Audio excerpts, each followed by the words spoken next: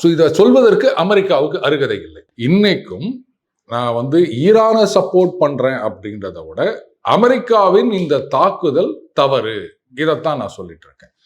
See, even now I am saying Israel has every right to fight and destroy Iran. ஏன்னு கேட்டீங்கன்னா, Iran வந்து இஸ்ரேல்ன்ற ஒரு நாடு வரைபடத்திலேயே இருக்கக்கூடாது அப்படின்னு சொல்லிட்டு இருக்க ஒரு நாடு.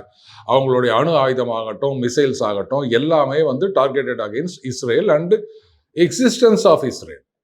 ஒரு சான்ஸ் கிடைச்சதுன்னா அதை ஒன்றும் இல்லாமல் பண்ணணும், அதை உரு தெரியாமல் அழிக்கணுன்றது தான் ஈரானுடைய நோக்கம்.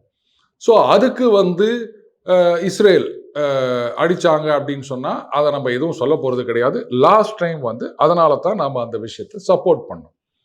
இன்னைக்கும் வந்து இஸ்ரேல் இந்த யுத்தத்தை ஆரம்பித்து நீங்க வந்து அணு ஆயுதம் டெவலப் பண்ணிருக்கிறீங்க, மிசைல்ஸ் டெவலப் பண்ணிருக்கீங்க, இதெல்லாம் வந்து எங்களுக்கு ஆபத்து அப்படின்னு அவங்க ஆரம்பிச்சிருந்தாங்கன்னு சொன்னா அப்பவும் நான் சப்போர்ட் பண்ணியிருப்பேன். ஏன்னா அவங்களுடைய எக்ஸிஸ்டென்ஷியல் த்ரெட் அது ஈரான் அப்படின்றது.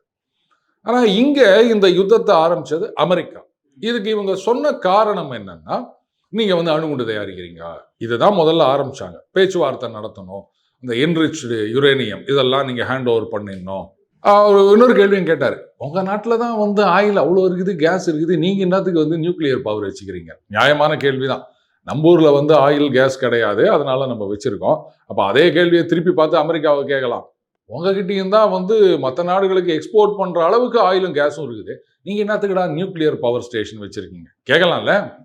ரஷ்யா வச்சிருக்காங்க, அவங்க கிட்ட இல்லாத ஆயில் அண்ட் கேஸா? அவ்வளோ குவிச்சு கிடக்குது அவங்க கிட்ட, அவங்களும் வச்சிருக்காங்கல்ல. அதனால இந்த கேள்வி முட்டாள்தனமான கேள்வி. இதை வந்து பேஸா வச்சுட்டு ஏற்கனவே அந்த ஒப்பந்தத்தை கீழ்ச்சி போட்டாரு. இப்ப மறுபடியும் வந்து ஒப்பந்தம் அப்படின்னு பேச்சுவார்த்தையை ஆரம்பிச்சாரு. இந்த ஒப்பந்தத்துக்கு ஒத்துக்கலை அப்படின்னு சொன்னா நான் அவங்களை என்ன பண்ண போறேன் பாரு அப்படி இப்படின்லாம் சொன்னாரு. ஸோ இதைத்தான் நான் வந்து தப்புன்னு சொல்றேன்.